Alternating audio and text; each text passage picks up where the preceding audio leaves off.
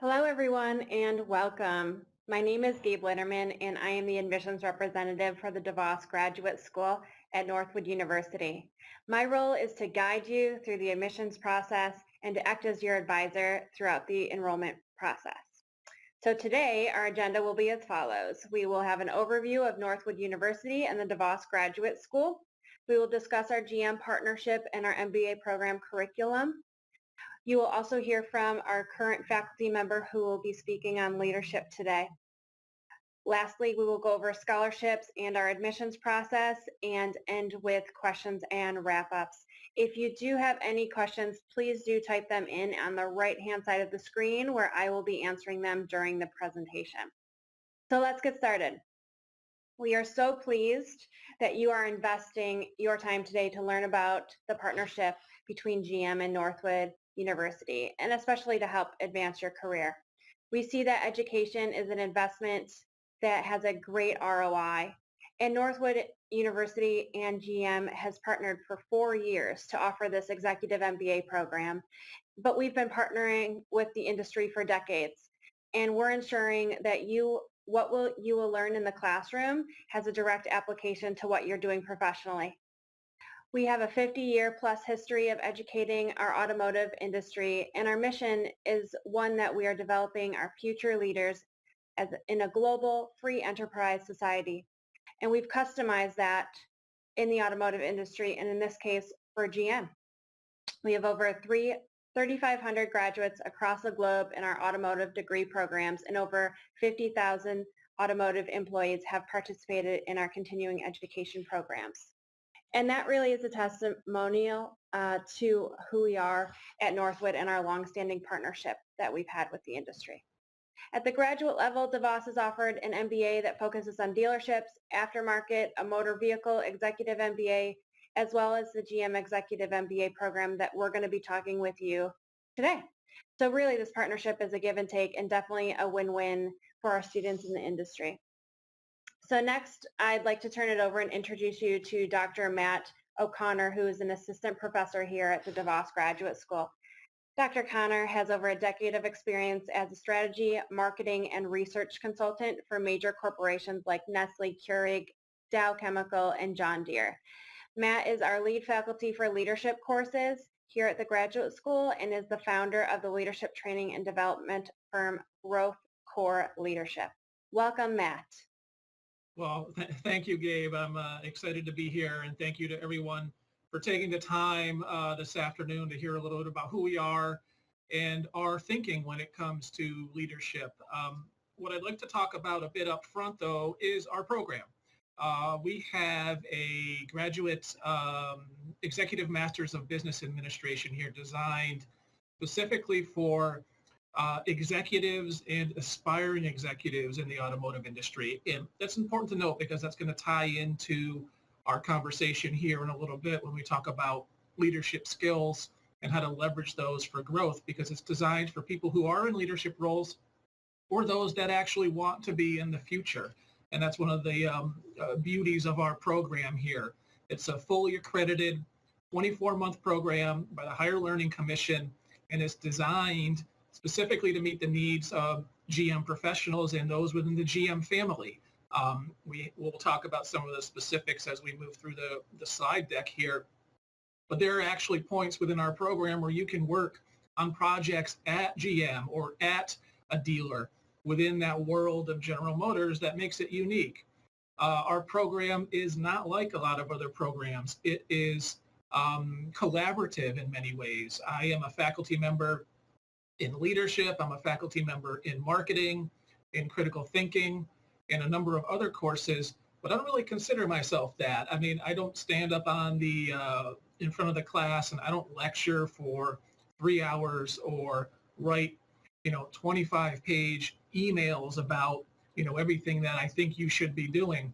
The way that we design our programs and the way that we approach learning at Northwood is student-centered.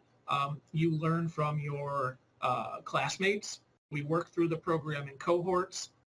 You learn from me as a faculty member. I learn from you.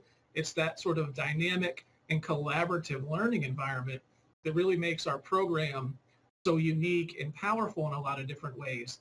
In addition to that, we're incredibly application focused, and that's an important distinction as well. And we're going to see some of that today through our conversation. The work that we do in our classes, whether that's leadership, whether that's marketing or finance, you have the ability to actually connect that almost instantly to what you're doing on a daily basis. So our program is collaborative, it's application based, and it's designed for those who are within the GM family to be as successful as they possibly can. And when we talk through a leadership skills framework, one of many, I think that will become evident, and you'll start to see some of the connections here that I'm drawing. What we have up on screen now, these are some of our topics in our courses. So our MBA program is diverse. It's broad-based. You'll take courses on financial reporting and accounting. You'll also take courses on organizational behavior, process improvement, strategy, marketing, a lot of the functional disciplines that go into an MBA degree. And all of those are done through the lens of what it means to be within the GM family, correct? So we have opportunities throughout all of our courses for you to apply things directly to your daily life, whether that is creating marketing strategies, assessing cases in the auto industry. The opportunities are sort of endless for you to what you're learning through classes like strategic management, classes like process improvement, and how those affect your daily life. So you're learning to improve yourself and to grow, but then you're also helping your organization at the same time. It's a win-win scenario for us to be in. A couple things I want to draw out here about our program. You'll see that there's a GM for process improvement and a GM for strategic management. Those have specific tools, right, that you'll use in your course that are relevant to the GM family. The same thing at the very bottom, the GM capstone project, a directed study. This is a fascinating example. I'm going to walk through a couple of successful case studies here in a minute of students who have done really good work. But that's almost like that is a capstone course where you work one-on-one with a faculty member and your organization over the course of a semester, 8-week courses on a particular project that you help design, develop, and execute. So you're responsible for what I like to say, conceptualizing the project and also executing it. And these capstone experiences are transformational for a lot of our students. They receive promotions, they really kind of challenge themselves. They have a real impact on their learning and their organizations. And that's something that's unique to our executive MBA for the GM family, is this directed study that you do at the end of your program. I also want to draw your attention to the capstone simulation. That's a fascinating experience that is also unique to our program and our university. That's where all of our students can come together over the course of a week. So we have hundreds of students come from all over the country, and they participate in a business simulation, competing against each other. Although we like to say that they're not really competing, they are competing. They're running a business, a sensor business. It's run through a computer simulation. And students have to design an organizational structure. They have to elect presidents and vice presidents. They have to develop a strategy. They have to do planning and budgets and resource allocation. And it represents, in a way, a microcosm of what it's like to run an organization from start to finish in a competitive environment. And that's a course you do, and you are graded and assessed on your performance throughout the week. So there are multiple opportunities within this curriculum here for you to distinguish yourself, to differentiate yourself from the pack. And I'm going to tie this back into a bit of our topic here in a minute. But this program is really powerful. It's relevant, and it's constantly evolving. And that's something I want to talk about here in a minute. But before we do that, capstone study, right? So I mentioned that up front. This is a sort of a landmark or a flagship piece of our program where you can look at projects or problems or initiatives within the GM family that have a tangible dollar value impact associated with them. Perhaps you're working in production, perhaps you're working in marketing or finance, and you've seen something over the past couple years and you've wondered, why do we do it that way? Or I would do it differently. Maybe I need to prepare a proposal for my boss or for my colleagues on how we should be doing things differently or more effectively. And this is a chance to do that. So you can work with us over the course of an entire semester. We've had students look at employee engagement. So you could take an organizational behavior lens to this capstone project. You could look at leasing from a dealership perspective. So these are all focused on almost exclusively on revenue generation or cost savings, right? So there's a dollar value impact to what you are doing. There are learning outcomes. You as a student conduct this project, this directed study, and you'll receive a grade for it. You'll all get A's, right? No, I'm kidding. But then also there's a direct connection to your employer, right? So it's a mutually beneficial relationship, and this is something that we've seen tremendous success with over the years. The students are going to immersing themselves in these programs, in these directed studies, in accomplishing tremendous results through part of it. So if you have questions about specific ones, contact Gabe or contact me, and we can talk through some of these in more detail. Like I mentioned before, so our courses, the program, the curriculum that I mentioned a couple slides ago, we're trying always to make them as relevant and as current as possible for you. So our program, anybody who goes through a graduate degree program at Northwood University will achieve the following outcomes or competencies, right? So we measure success based off of 3 areas: business acumen, so your ability to conduct business, to understand the tools, the knowledge, the frameworks, the approaches to be a successful business person. So business acumen is one. Critical thinking is another outcome of our program, and this is directly connected to what we'll talk about in a minute. People who graduate from our program are skilled thinkers because we emphasize that. They understand problems, how to diagnose problems, how to make decisions logically and objectively, and how to kind of look at situations from a different perspective, to be real critical thinkers as far as what you're facing, and question things, to probe and to understand how and why situations are occurring. Because it's not just the business skills you need, and we'll talk about this, but you also need to understand how to think critically, and we emphasize that. And then finally, the last outcome is personal effectiveness. So that is your ability to influence, your ability to lead, your ability to be a productive and emotionally intelligent colleague.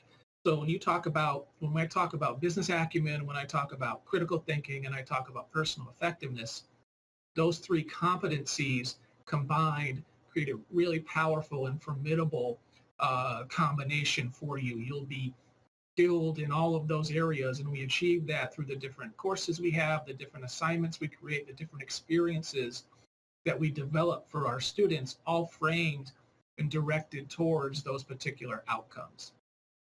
Our case studies and our topics that we use for a class are chosen because of these this potential, right? So we look at cases that are relevant to you, whether that be Uber, whether that be Tesla, a variety of different cases that we use as part of our instructional method here are designed to be outcome focused, engagement heavy. We want you to live and breathe the material that we're teaching in class, because that's what we found is the way for you to extract the most value out of it. But you're not just reading. I mean, you're interacting with us. We have discussions, we have collaborations, you have group projects, right? All of these things are designed to help you hit on those markers as you graduate. So the business acumen, the critical thinking, and the personal effectiveness. And when we frame that in relationship to the GM family, it really kind of creates an interesting and powerful dynamic there, where you graduate from our programs and you're ready to make change, you're ready to solve problems, you're ready to get stuff done. And that's kind of how we position ourselves. You'll see we have the capstone project, which I talked about, and the development of leadership skills that can be immediately applicable. A lot of what we do in this program can be applicable day one, right? You'll do an assignment, you'll have a reading, and you can actually put it to use tomorrow at work or this afternoon if you're particularly motivated. So our program is, to summarize, it's collaborative, it's dynamic, it's engagement driven, it's focused on making you a well-rounded and holistic professional and leader as you move through your career. So that's kind of what we do in a nutshell, but this is what I wanted to talk about. So this is an example. So I teach one of our classes here, Managing and Leading People. So it's a leadership course. And, leadership is a complicated phenomenon. It's, I like to say that it's simultaneously easy and difficult, right? It's simple, yet complex. And what that means is we know it when we see it, but also when we don't see it. So when we have worked, I'm sure all of us have worked for people who were tremendous leaders. They were inspirational, they were motivational, they were fantastic people to interact with, and you really wanted to work for them, give them all of your effort and hard work. And it was clear, it was evident. You've been around people who within a couple of minutes, you were bought into their process, you were bought into their vision. But it's really difficult to define, because if you drill down into what they were doing, how they were doing it, it becomes murkier, right? We're not quite sure if they were born with certain traits, if they learned them, if they were approaching leadership as a process. So it's a complicated phenomenon, yet it's clear and easy to understand. And the same is true with poor or ineffective leadership. We know it when we see it, but we can't quite put our finger on why that is, right? And this is one of the reasons why we put such an emphasis on personal effectiveness and critical thinking and business acumen, is that there are endless approaches and schools of thought about what it means to be a good leader and what it means, or what you need to do in order to be successful in your career. Whether you approach leadership transformationally, whether you focus on charismatic leadership, situational leadership, or adaptive leadership. These are all theories that we discuss and we explore and we apply in our leadership course. There are so many out there, and it adds to the ambiguity of it, right? What advice is reliable? What could you use on a daily basis to help you become a better leader, right? How do you frame your thinking? How do you invest your limited time and resources into yourself and in your organization in a way that will generate some sort of return? And these are complicated questions. These are questions that we get into in our program in a number of different courses. But one thing is clear. Current and future leaders, and I'm going to keep coming back to that throughout our conversation, executives and future executives, they need to invest in themselves in order to grow. Their organizations need to invest in themselves in order to grow, right? If we don't continuously learn and we don't constantly strive for growth, right, we stop evolving. And if we stop evolving, we become extinct. Okay, the world is moving at a pace that is astronomically fast, and it's our duty to keep up with that. So you have to think of yourself as a work in progress. I do. That's how I approach leadership. I constantly think of ways that I could improve myself. I think of ways that I could learn, how I could work better, and all of this is gets fed into a funnel of sorts of ideas and opportunities and experiences that help make you a better person and a better leader. Right? So one of the ways that we think about leadership, and this is by no means the only way to think about it, this is an example of one article that you would read and perhaps a discussion board and maybe an assignment based off of this, is to understand skills. So there are a lot of different theories about leadership out there that, like I mentioned, transformational, behavioral. One of the major schools of thought is skills-based leadership, so skills theory. And that means that we as individuals can develop or possess certain skills that will make us successful leaders. And what those are complicated, right? I mean, the lines between what's a skill and what's a trait, what's learned and what's not is up for debate and up up for exploration almost within every situation or context. So we need a way to think about it. We need a framework to help us understand what is necessary for us to continually grow and evolve as leaders. And this framework that we've explored here and that we have used in some of our classes, and I've seen some students use in their projects as part of the leadership class here, you create and develop a leadership development plan. It's a semester-long assignment where you set goals for yourself, you work throughout the semester, you reflect on those, you get feedback from others, you adapt, you evolve, and you're constantly kind of creating this blueprint for your success. And what we like about this model is that it classifies leadership skills along two different variables.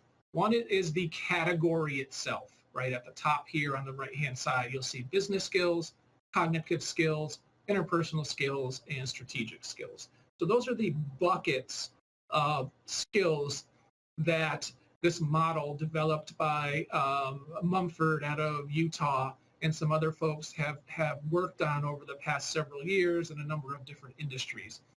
So it takes all of the possibilities out there, and I'll talk more about what each one entails here in a minute, these four buckets, right? It's a way for us to provide some structure around what is essentially a very fragmented arena, a lot of different skills and capabilities. But really what's interesting about this is they don't just look at those skills, right? They apply those skills at different levels of an organization, right? So they look at junior, middle, and upper level employees, executives, managers, and leaders, whatever term you want to use for that. And I'm not a huge fan of junior, middle, and upper, but that's what they use, and that's a nice way for us to kind of think about organization. I mean, are you entry level? Are you mid-level? Are you a senior level executive? And what's unique about this approach and this framework is that it takes those skills and it stratifies them across and up through the organization based off of the frequency and the intensity with which they are needed to be successful. So it helps us understand what is considered critical at different levels within the organization. So at a junior level, these are necessary. At a middle level, these are necessary. At a senior level or an upper level, these are necessary. And what that does is that provides you a both current state and a future state. So you can understand where you are, where you're strong, where you're weak, and also where you need to go. So what's the blueprint to get there? What do you need to work on in order to be successful and to make sure that your growth trajectory continues to point upwards, okay? This helps us understand. It provides a roadmap, a blueprint, a pathway through a lot of different areas for leaders and emerging leaders and current leaders within an organization. So I want to spend a little bit of time talking about this because it's important to drill down into some of these details. So the four buckets of skills that we talk about, the four categories: business, cognitive, interpersonal, and strategic. So business skills, like what are those? What does that mean? I mean, those are the core technical skills that you need to do your job. If you're an accountant, you need to know Excel. You need to be able to understand accounting. You need to be a good accountant. If you're a marketer, right, you have to be a good marketer. These are the functional skills, the expertise you develop, the know-how to do your job, the discipline of your craft. If you're a production engineer, that's your craft, right? That's your focus as a professional. Okay, so those are kind of foundational skills that we all have. The second category is cognitive, particularly critical thinking skills. And this is where it starts to get a little interesting. So being able to solve problems, being able to synthesize and analyze disparate pieces of information, the ability to make logical and objective decision-making that's free of bias, that's free of influence, right? And that's a more complicated skill set. And it does connect back into what it takes to be a leader and a successful leader at different levels of the organization. So that's category number two. Category number three, interpersonal skills. So this is a big one. Social skills, emotional intelligence, the ability to empathize with people, the ability to communicate persuasively and effectively. These are all a approaches to interacting with other people within the organization. Negotiating is a big one as well, and understanding other people's perspectives. So you need to have skills in those areas. And then finally, strategic, right? So, we move from business to cognitive to interpersonal and strategic. So these are conceptual capabilities leaders should have. The ability to craft a vision, the ability to think in what I like to call second or third order impact. So you make a decision, there's the immediate decision to switch suppliers, but what are the ripple effects? What are the second and third order consequences of those decisions? How do you develop a holistic understanding of the environment you're in, the political, the social, the technological environment that you're in? Those are strategic skills. And from a leadership perspective, all four of these are necessary, okay? On the left-hand side here of this slide, you'll see a chart taken from an article by Mumford on this topic. And, seemingly on the surface, it doesn't tell us a whole lot, but if you drill down into it, it actually kind of does. On the horizontal axis at the bottom, you'll see organizational level, right? So junior, mid, senior. Those are people's positions within their organization. On the vertical axis, you'll see level of skill required. So that's the intensity and the frequency of that skill. And what emerges to me, like when I look at this, I think, okay, all of these skills are needed in more frequency and more intensity as you increase in levels within the organization. That makes sense to me. As you move up in responsibility, as you move up in influence in the organization and your hierarchy, you're going to need these skills in strength, in greater capacity. But what's also interesting is that, really no matter where you are in the organization, right, critical thinking is a skill that is necessary across all levels, right? Arguably at the top. And business skills comes down towards the bottom of that. That's not to say that they're not important, but business skills are skills that we might consider to be foundational, right? So I like to say table stakes, what you need to get in the game. If you're applying for a director of finance, then you better be a financial person, right? You need those skills. But as you move up in an organization, you might become more cross-functional. You might become more entrepreneurial in your approach to leadership. You're going to need a different set of skills, a different combination of skills. And you're going to need to leverage these in different ways in order to be successful. And I'd like to drill down a little bit on cognitive skills, because that's an area that I think gets overlooked.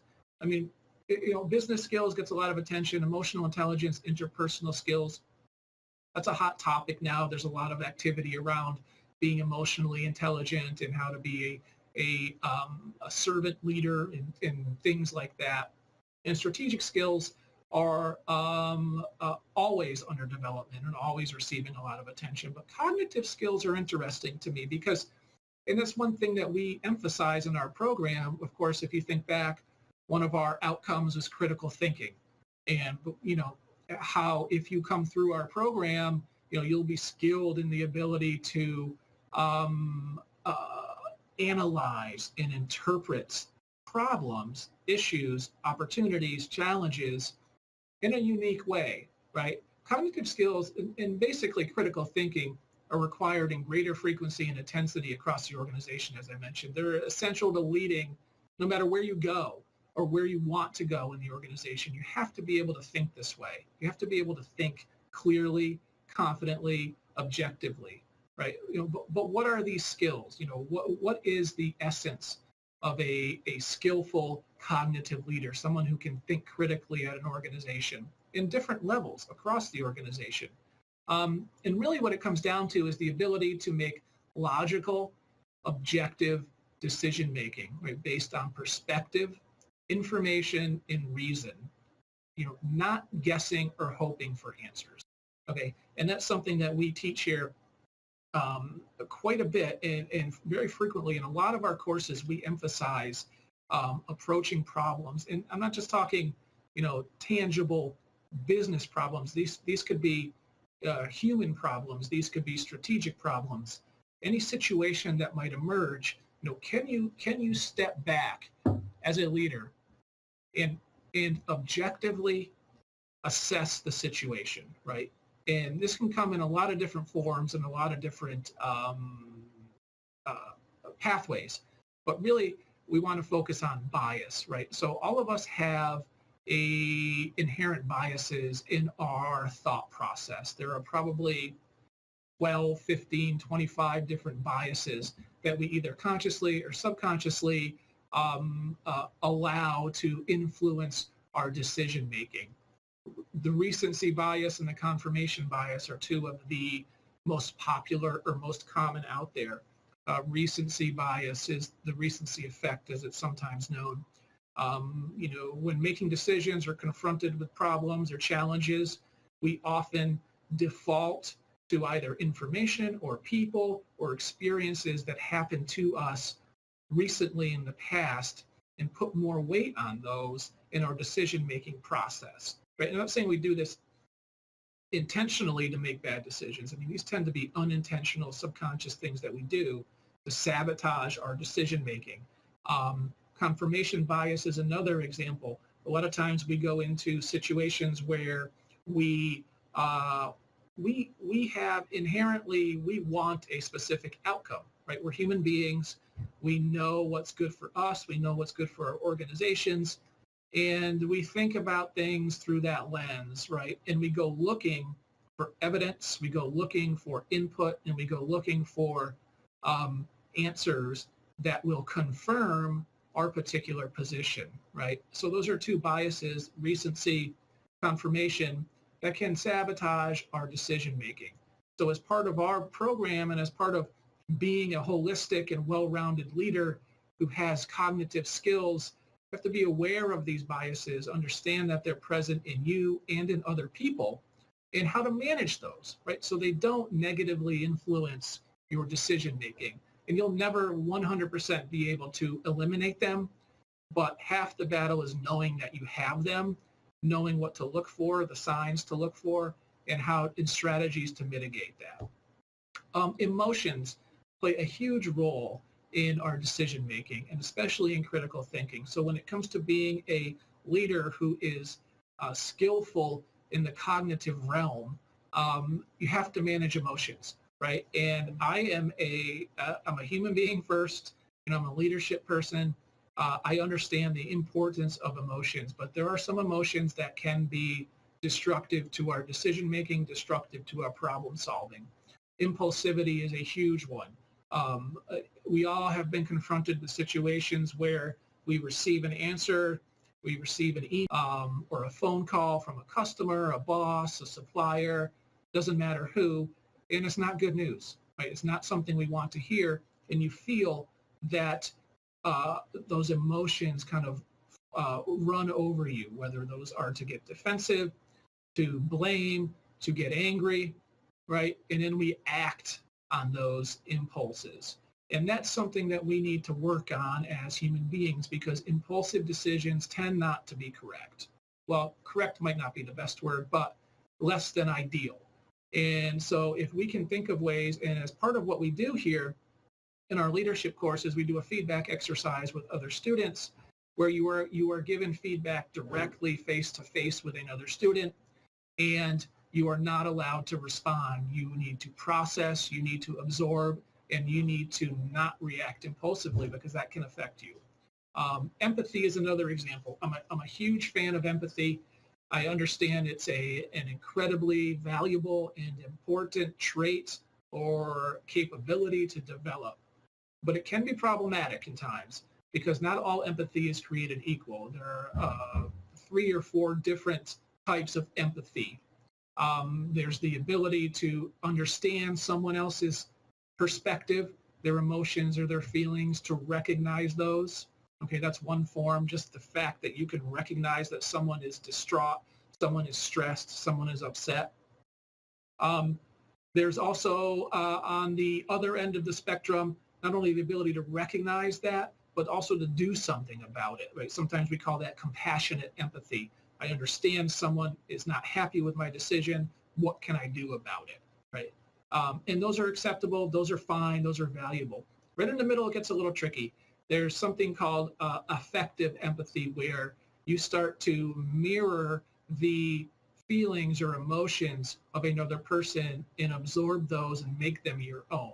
And when that happens, our decision-making process gets a little murky, right? We start to not think as clearly or objectively as we should be when we are absorbing another person's perspective. I'm a highly empathetic individual, and this is an area where I have had to work over the years to grow and develop and understand sort of why I was doing certain things as a leader. So cognitive skills, those have been a pretty important area for me to focus on as a leader. And then finally, distractions. So when we talk about critical thinking, we talk about making good decisions as a leader, we talk about developing those cognitive skills. You have to understand bias, you have to understand emotion, understand distractions, right? And what do I mean by distractions? Well, they come in a lot of different forms. Information and individual are two distractions right off the bat. We are bombarded with data, we are bombarded with knowledge, we are bombarded with opinions. So how do you synthesize, how do you organize, how do you determine what's relevant to your problem, what's relevant to the situation at hand, and what is irrelevant? How do you ignore, how do you make choices, right, that helps you use the most valuable information as possible, and how do you recognize that? Because you can spend your life sorting through spreadsheets, gathering opinions from people, and never go anywhere, right? So as part of developing critical thinking skills, as part of the program here, you know, we work with students on the ability to make those decisions about information. What is needed, right? What is not needed, and how do I best use it? Or more importantly, what else do I need to help answer my question? And individual distractions come up all the time. People have perspectives, people have positions, people have motivations, and they're not all created equal. So if you're in a leadership role, whether you're junior, mid, or upper, right, you will gather feedback from others about decisions you should make, about approaches you should take, relationships, anything along those lines. And what's important is to understand the role from which these people are coming from and understand what motivates them. Why are they choosing a certain approach? Why are they arguing for a certain position over another? And this type of thinking and understanding of processing information and individual distractions kind of will help you become a more well-rounded, cognitively skilled leader, okay? And that's the entire point, because we don't do this simply because we want to do it. We do it because it helps provide clarity and confidence in our decision making. If you look back at decisions you made, right? I mean, can you honestly say that you approached them as objectively and as logically, as methodically as you possibly could? No, I don't think any decision is ever made 100% in those ways. But what we can do is work. We can work to increase that percentage. So our decisions that get made and the problems that solve are as accurate as possible.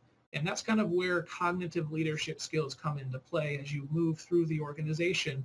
The ability to think critically and solve problems in a objective and methodical way becomes more important, right? So how do we think about all of these skills? So business, strategic, cognitive, interpersonal, all four skill levels, all four categories are needed at different levels in the organization and in different combinations. So ask yourself, where's your organization right now, right? Where are the challenges for you in your organization moving forward, right? Are you really lacking on technical, on business skills? Or are you lacking on strategic, right? So think about the situation your organization is in at the moment and how that might affect where you want to invest your time and resources. The dynamic and relationship among all of those is unique to you, right? Nobody's perfect in all areas.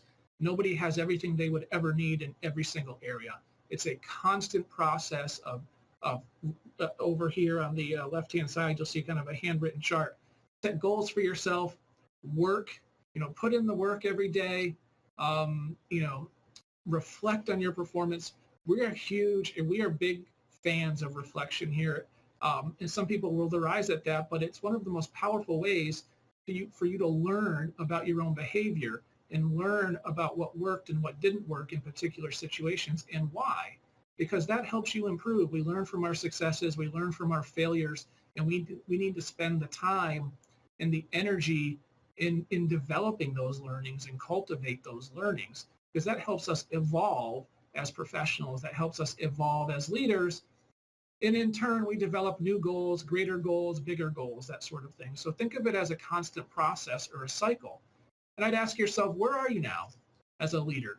Where do you want to go as a leader? What skills do you need to develop as a professional in order to reach your goals, right? And you can start by mapping out your current state, right? We do a leadership development plan here where you will outline 4, 5, 6 different broad goals for yourself and a plan to hit those goals, right? I mean, are you stronger in business right now than you are in cognitive? Are you stronger in interpersonal than strategic?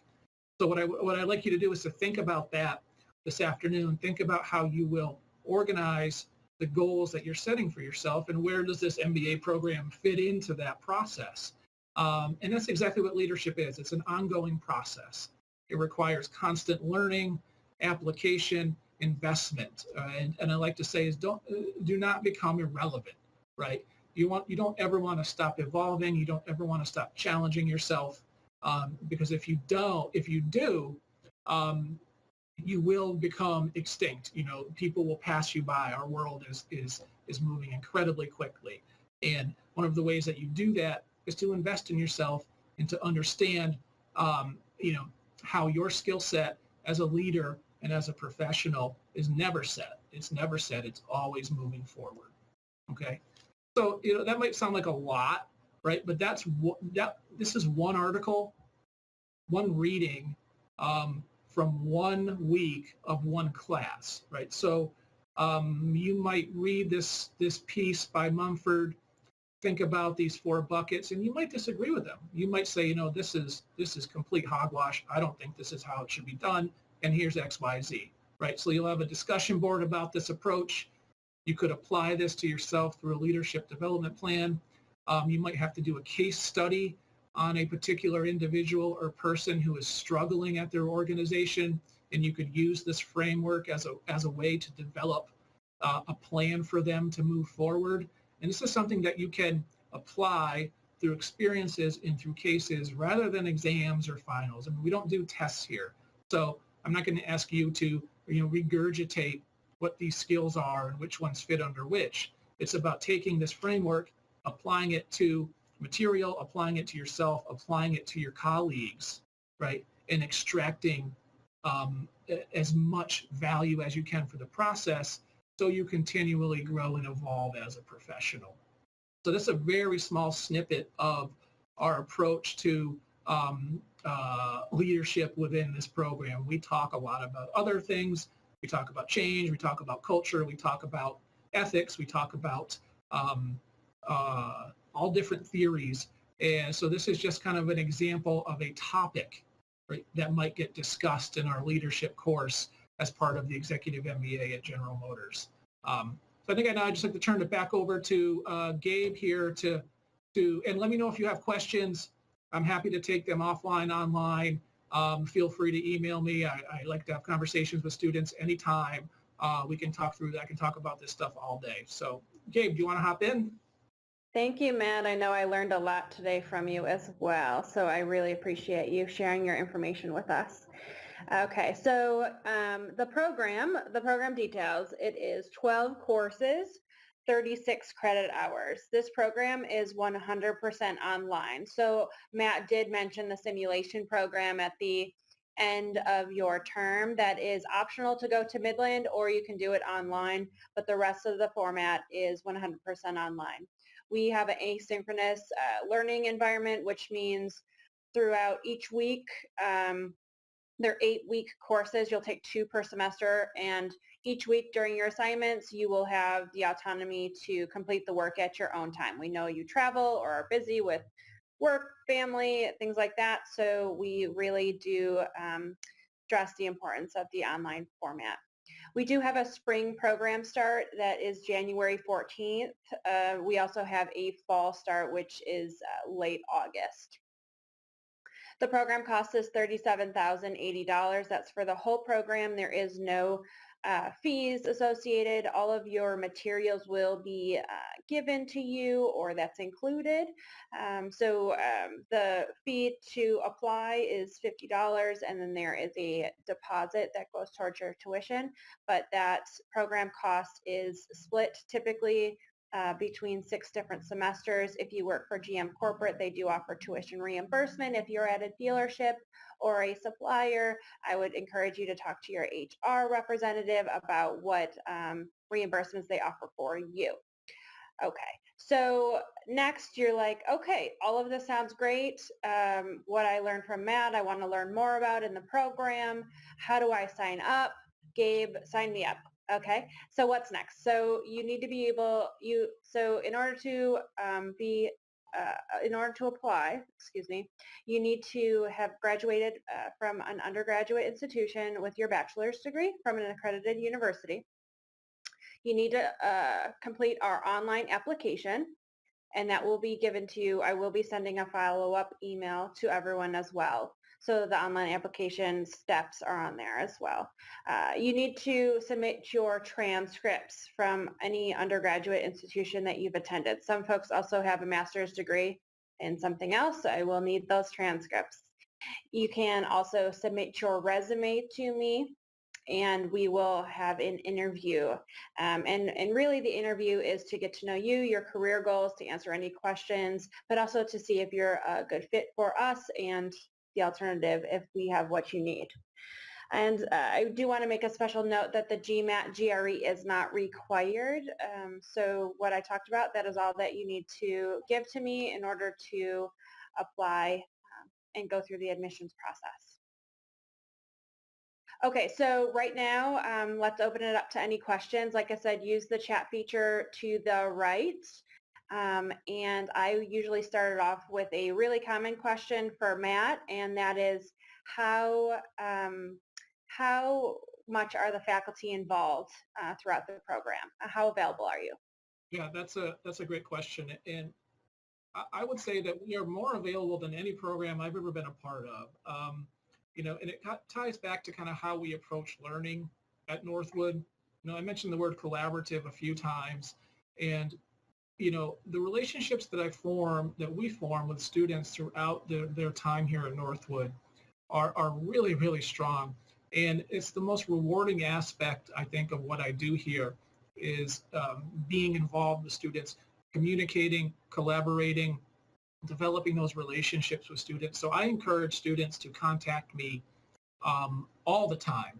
I phone, email, text. We can get together for coffee depending on where you are.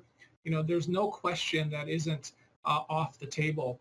And it's actually one of the best parts of the program in my mind is the availability of faculty. I mean, we are here to help you succeed. We want you to learn as much as possible, and we want to learn as well. So that's why we make ourselves available quite a bit compared to other programs. Absolutely. Thank you, Matt. Another question that we get often is there an academic advisor, or how do I register for classes? And Northwood University, especially DeVos Graduate School, we pride ourselves on ensuring that work is first, you are first. So you do have an academic advisor assigned to you. You don't have to register for classes. Think of it like a one-stop shop. And so this person, if you have questions about financial aid, just go to the one person and they will ensure that you have a really smooth transition into school, because a lot of folks haven't been in college in a while, and so we have an orientation, and we ensure that you're familiar with Blackboard as the tool that we use. And so it's a really smooth transition, and you're not going through it alone as well. You have your peers with you that are going through this process together. So we really do pride ourselves on that. And we also do have career services that we feel are really unique. Beth Bryce is devoted to DeVos graduate students, and she really works with our students to negotiate perhaps new offers or talk about transitions in your career for if you want a promotion or going over your LinkedIn or she's really a great resource for our graduate students. I do have a question. I'm going to read it over here. Give more information, please, on tuition reimbursement. Okay, great. So if you're GM corporate, and I will be sending this in an email as well. So through Socrates, you can search the Salary Tuition Assistance Program. Okay, and GM offers a yearly tuition reimbursement. And we also partner with a company called EdCore, which you can look at discounts with them as well. But basically, you'll need to get your management's approval. Typically, students do take out financial aid to cover the tuition costs. We do bill you per semester, and then you get reimbursed from General Motors at the end of the semester. So I do have specific steps on how to apply for tuition reimbursement. You can also, again, search for that on Socrates. Another question is, there are 2 courses per semester. Do you can you take only one? Okay, so this is a cohort model. So we recommend that you start, let's say you start in the spring and you'll end 2 years later, and that's 2 courses per semester. So 1 course every 8 weeks. So we really do think that the cohort model is really important in your learning process, and there's studies that have shown that working with the same peers really does improve your satisfaction. But also remember, you're with other GM employees and you're going to be learning from them. And so we do really ask that you take those 2 courses per semester. But of course, if you need to travel or do something, you can talk with your academic advisor about making that course up. Another question, will the students in this program have the option of attending classes on campus instead of online exclusively?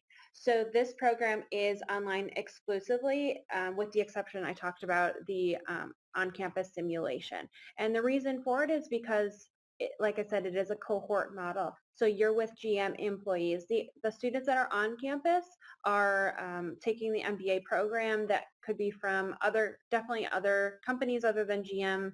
And so there's a really benefit of taking courses with your GM peers. Okay.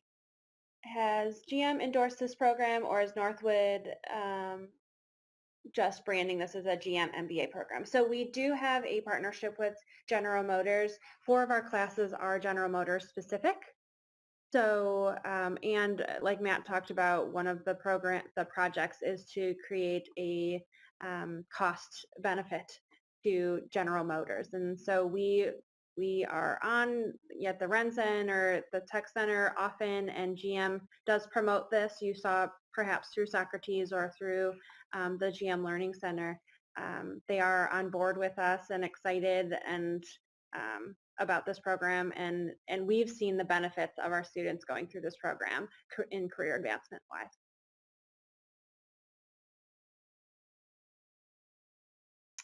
Okay. Thank you for someone who posted that STAP guidelines. Those are the salary tuition guidelines. Great. So yes, the tuition reimbursement, definitely I'd love to talk with you a little bit more about how a lot of our students go through the program and finance the program. I would love that. It's a little bit hard on the webinars because folks are from not just corporate but dealerships and suppliers as well. So the reimbursement is different depending on who you work for. Okay, so it looks like that is the end for questions. Okay. Another, question, I'm just reading it right now, is for the transcripts to see if you're eligible for application. So typically I am open if you want to send your transcripts or unofficial transcripts to me. I would gladly look them over just to ensure that everything's okay before you start the application process. So definitely you will be getting, you see my contact information, Lucy's contact information, and you can send us your transcripts or ask us any questions before you start the application. We'd be happy, of course, to talk with you.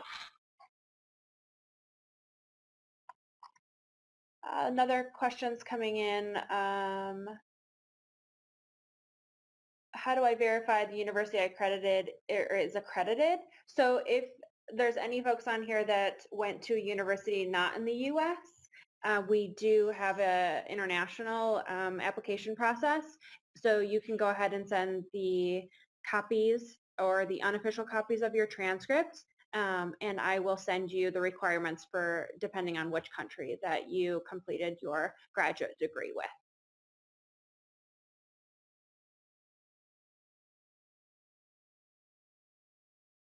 Okay.